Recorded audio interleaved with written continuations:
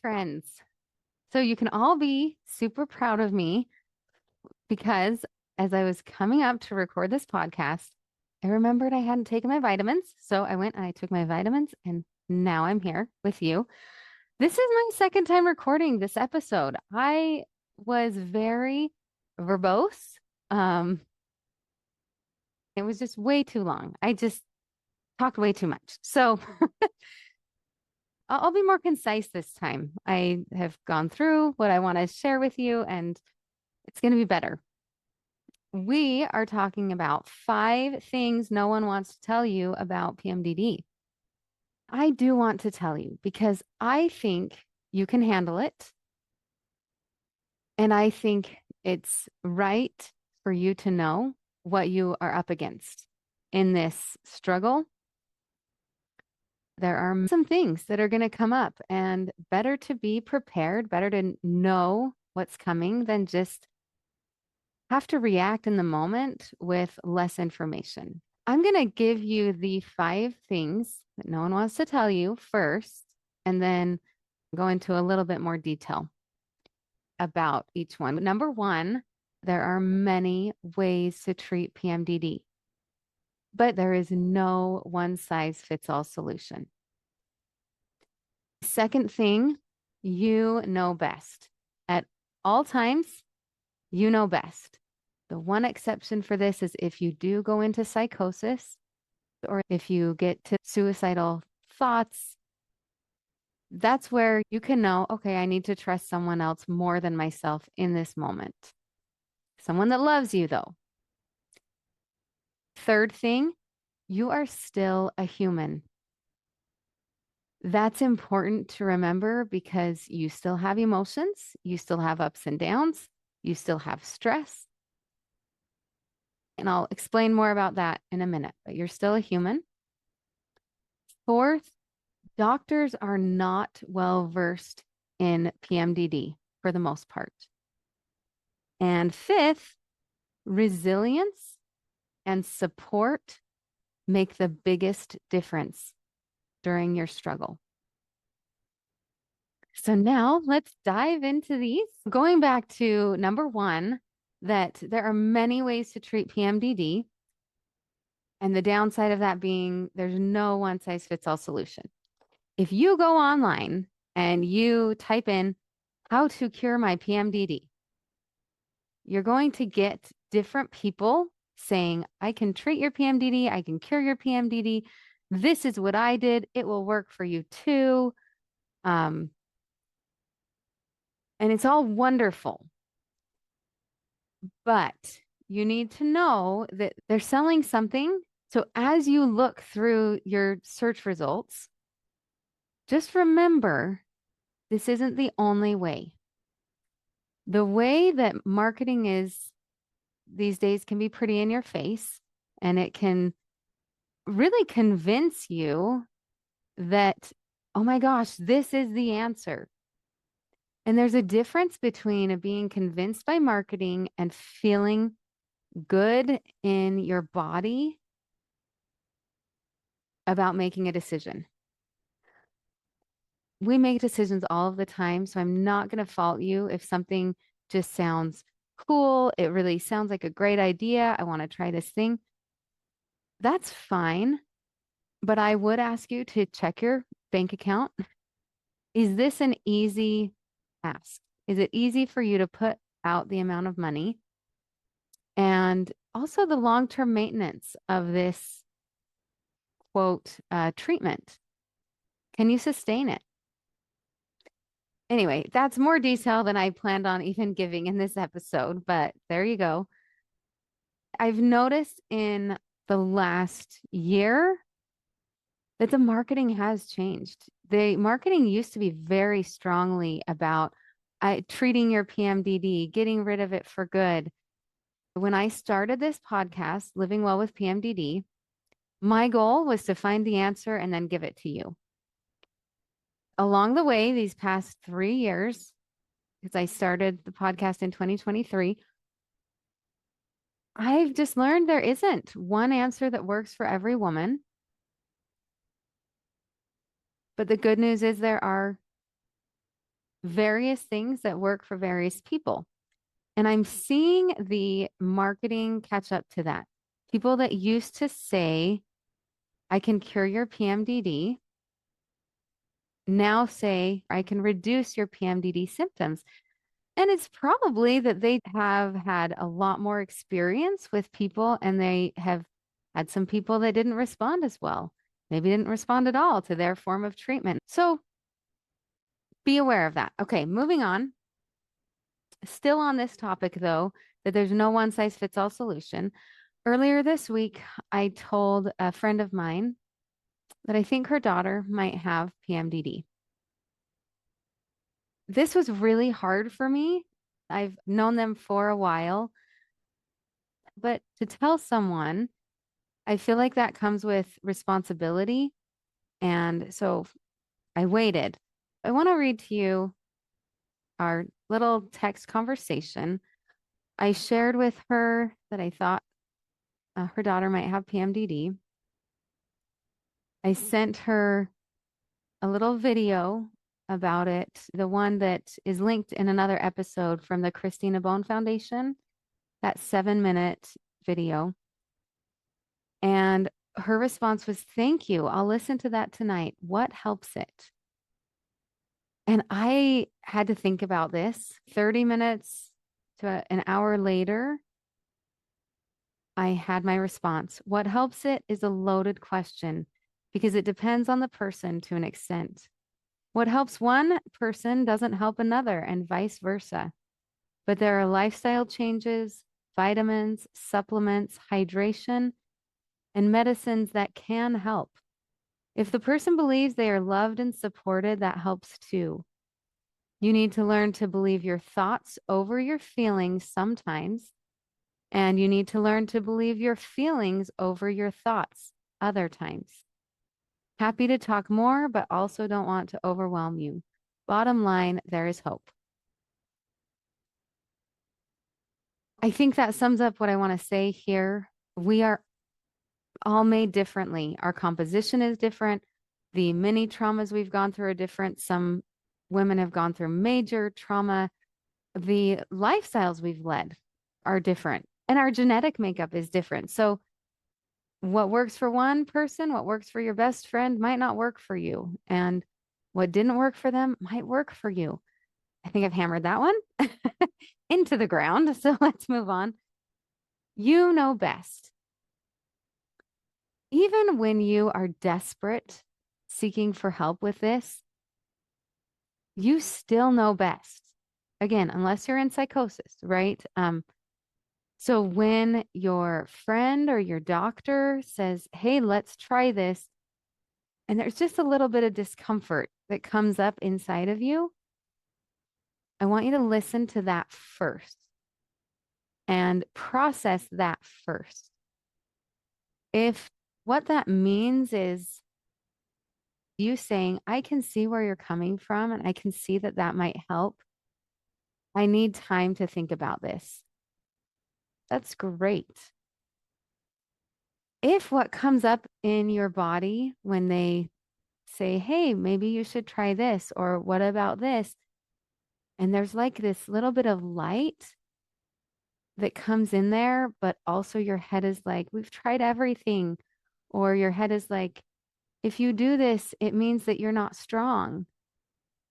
I want you to listen to the light. For me, sometimes that's a little bit of, it's not quite dread, but it's like this softening that happens. Like, Heidi, we need to do this. You're worth this. You need to listen to this person right now. You are the expert on you. If you're not used to being the expert on you, practice that before you listen to other people. Okay? That's my hope for you. Listen to that voice, that calm, that peaceful, yet sometimes very urgent voice. For some women, it's a clear answer, a clear word comes into their head, a clear yes. That happens more at the beginning, thinking you have PMDD, or a lot further. When you're in the middle and you've been muddled for a while, usually it doesn't come as just a clear, yes, do this thing. I really want you to be the expert on you. You've lived with yourself for at least, if you're here, probably at least 15 years of your life. Tap into what has worked for you in the past, meaning you did this thing and it turned out great and you were doubting. But between that doubting and the execution of whatever actions you took, what happened there? How did you feel? What did you think? Tap into that. As you continue doing what you think is best, it will become easier. All right. So, third thing, you're still a human. You are going to have emotional roller coasters in your life. That is normal and that is healthy. We don't want to have high ups and downs. We're going to try to bring the roller coaster to a more stable roller coaster. Okay. What that means and why people don't want to tell you this is that there's still some work to do. There's still some effort that you're going to have to put into being well. You need to utilize and learn tools of well being. I'm 43 years old and I have gone through a lot of different tools and I've used them. So my toolbox is pretty full with different things I can turn to because I have dealt with emotional ups and downs for so long. And I didn't know about PMDD until a few years ago. So it makes sense that I have a lot of those in my toolbox already. If you are only 15 years old or 20 years old, it just depends. Maybe you have tapped into yoga already and have felt the benefits from it, but maybe you haven't. So while you're getting help with PMDD, I want you to also take time to grow your toolbox of other ways to deal with emotional ups and downs, to deal with disappointment, to deal with huge success, to deal with stress. Okay. Actually, let me just clarify because I did write this down and I do think it's important. You need to still utilize and learn ways to deal with emotions, to deal with negative thought patterns, to deal with bad habits, to deal with overeating, to deal with poor relationship choices, to deal with stress. The more tools you have that work for you, so maybe it's only 3 tools, but you know these work for me. Wonderful. That can be enough. You need to come up with tools for short-term fixes, like a right now fix, and long-term well-being. Some of these are physical exercise, hydration, diet choices, meditation, supplements and vitamins, sleep, medication for other conditions that you have, and your religious beliefs, habits that have to do with your religion or how you tap into God's love for you and how you connect with God. So that might be scripture study. It could be prayer. It could be attending religious classes. Some other things that help people deal with hardship are counseling or therapy. I think that's good. I think you realize, oh, yeah, PMDD, getting it treated isn't going to like solve all of my problems. It's just going to take away this cloud, this wall that's in front of me that I can't seem to get over or break through, and I get to feel more normal. Okay, number 4, doctors are not well versed in PMDD. PMDD was added to the DSM-5 in 2013. And that's still new. 2013 seems like that's more than 10 years ago. Every doctor should know about this. That isn't how it works. Just know that. You might need to explain things to them. Be prepared for them to say you have bipolar disorder or you have schizophrenia or you have depression. Be prepared and think about, okay, well, what am I going to say? They need to know that you do feel good and you feel normal 1 to 2 weeks of the month, and then you don't. That will give them some information so that they can help you better. You can also read some other people's comments on how to talk to your doctor about PMDD. Lara Bryden, Briden, she's a naturopathic doctor. She has some good things and ways to bring things up with your doctor. In our Western society, the default is to give you a prescription. So they will likely encourage you to go on birth control or to use an antidepressant. If you are older or depending on your symptoms or depending on your doctor, they may even recommend surgery. Just know that ahead of time. This should not be a surprise for you. There is nothing wrong with a birth control pill or an antidepressant or even surgery. But we want to manage your expectations that you will still be a human. You will still have emotions. You will still have hardship and disappointment. And you're going to feel down sometimes. The tricky thing with using an antidepressant is that you probably don't need it all of the time. You just need it when you have symptoms.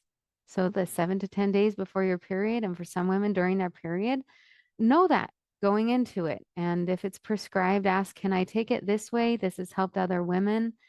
What you need to know about surgery, I really appreciate Mary Beth Bone. She has educated me in this area specifically, is that you do not want just a hysterectomy. If you and your doctor think that surgery is the best answer, it has helped some women. What you want to do is a total hysterectomy with bilateral salpingo oophorectomy. With just a total hysterectomy, you remove uterus, cervix, and you leave your ovaries and fallopian tubes. With this bilateral salpingo oophorectomy, and I know I'm probably not saying that correctly, but there you go. The total hysterectomy with that includes removing your uterus, your cervix, your ovaries, and or your fallopian tubes. Either way, you'll probably need some hormone replacement therapy. I tell you this because from what I've read, the total hysterectomy without removing the ovaries won't do anything for your PMDD symptoms, and your doctor probably doesn't know that.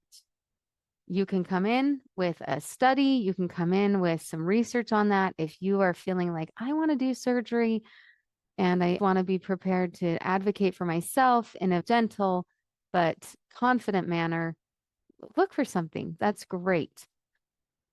I want to put in here, though, I am not against doctors. They are going to figure this out more and more and more. They're going to get on board. We're going to have nurses and doctors that are going to be like, oh, this is what you have. Okay, what are you comfortable with? Are you good with just going straight to an antidepressant? What are you doing to treat some of your underlying depression? Have you considered cutting out dairy? They are going to get there. It just takes time. If we're understanding with that and not upset or angry or impatient, I think they'll get there faster because they will have fewer bad experiences with women that won't listen to them or that call them names. And also, Dr. Peter Schmidt with the NIH, the National Institute of Health, he is looking at the causes of PMDD, the treatments for PMDD, and the genetic factors that play into PMDD. We have people on our side in the medical community. That's reassuring. I really think they'll get there. Okay, and lastly, resilience and support make the biggest difference. When you discovered you had PMDD, if someone told you, do you know what's going to help the most? It's your personal resilience and the support that you have. If someone had told me that, I would have taken a breath Oh, really? Okay. Well, that kind of changes my approach, but good to know. These are the things that really matter most and seem to make the biggest difference in finding solutions. In having PMDD, you cannot tap into your resilience at all times. You do not need to feel guilty for that. You can't access it. That's where you rely 100% on support. So during this process, build your support and build your resilience. Do things that create long-term well-being for you in the weeks you're not in it. And then sometimes in the weeks where you're not feeling great, it makes it possible to do those things even when you're not feeling like it. With your resilience, I want you to find ones that work for you for quick wins. So these are short-term gains. You have a work project that has to get done. You're sitting there, you feel like crap, and you want to do anything but open your computer and work on that project. You just want to go crawl in bed. You don't want to be there. But find a way. I don't know what it is for you. If it's turning on a song you like, if it's doing a grounding exercise, where you sit in your chair and you feel the chair supporting you, holding you. You relax your shoulders, you feel the floor, holding your feet. Maybe it's a grounding exercise. Maybe it's a breathing exercise. Just taking those few moments, that 3 minutes, to give yourself that little bit of attention, that might be enough resilience for you to do the next thing you need to do, just to get started. It's interesting. Once we get started, we can usually keep going, even though we're not feeling it. I have total compassion and love for you. I'm so sorry you're going through this. My daughter, I'm helping her with it right now too. I told her just recently, honey, I need you to let me treat you as if you have a broken leg. You think that these things aren't possible. You think you have to do these things, but let me think about it. Maybe there's a way I can help. In about 5 minutes, I thought of a way that I could help her with this thing that is her responsibility. And I was like, I can do this. And let me do this for you. Okay, anything else with that? Building good lifelong habits will help everything, but it will not take away your PMDD. In most cases, for review, 5 things that no one tells you about PMDD. There are many ways to treat it, but there's no one size fits all solution. Second, you know best. Third, you are still going to be a human. You'll still have struggles, even when you get your PMDD symptoms under control. Fourth, doctors are not well versed in PMDD. And fifth, resilience and support make the biggest difference. I hope this was helpful for you. And I want to add here a sales pitch to get on a call with me. One of the fastest ways to discover how to treat your unique to you PMDD is by talking with someone who understands PMDD, who has researched PMDD, and who has lived with PMDD. And that's me. So sign up for a 20-minute call with me. It's free right now. No preparation necessary. Just show up and you will leave with the next step you should take in treating your PMDD.